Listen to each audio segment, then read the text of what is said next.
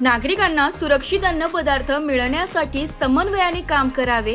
दैनंदिन जीवनामध्ये भेसळमुक्त अन्नपदार्थ सेवन करणे निरोगी आरोग्याच्या दृष्टीने अत्यंत महत्त्वाचे आहे। नागरिकांना सुरक्षित अन्नपदार्थ मिळण्यासाठी समन्वयाने कामकाज करण्याच्या सूचना अन्न व औषध प्रशासन विशेष सहाय्य मंत्री नरहरी झिरवाळ यांनी दिल्या।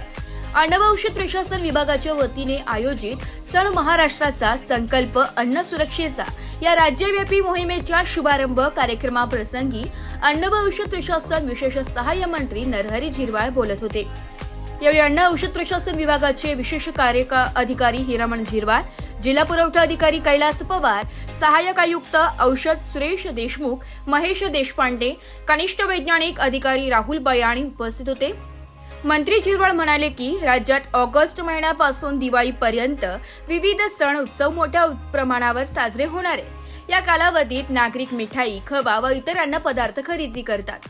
त्यावेळी काही आस्थापनाकडून भेसळयुक्त कमी दर्जाच्या पदार्थांची विक्री करण्याची शक्यता नाकारता येत नाही। परिणामी नागरिकांच्या आरोग्यास धोका निर्माण होऊ शकतो। त्यामुळे 11 ते 18 ऑगस्ट या कालावधीत मिठाई, खवा, फरसाण, चिवडा आदी पदार्थांची तपासणी करण्यात यावी। विविध आस्थापनांमध्ये वापरलेले तेल, दूध, तूप आदी पदार्थांचे नमुने तपासणीसाठी घेण्यात यावे। तपासणी त्रुटी आढळून येणाऱ्या आस्थापनांच्या विरोधात नियमानुसार कार्यवाही करावी। तसेच सणासुदीच्या काळात आरटीओ हद्दीतील टोल नाक्यावर परराज्यातून येणारे दूध व दुग्धजन्य पदार्थांची तपासणी करण्याच्या सूचनाही मंत्री श्री झिरवाळ यांनी दिल्या।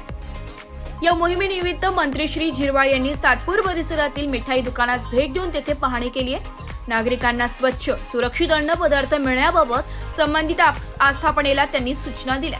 सहाय्यक आयुक्त अन्न मनीषा सानप यांनी प्रास्ताविक केले। अन्न सुरक्षा अधिकारी अश्विनी पाटील यांनी सूत्रसंचालन केले। विनोद धवड यांनी आभार मानले। ब्युरो रिपोर्ट, नाशिक लोकशाही न्यूज, नाशिक।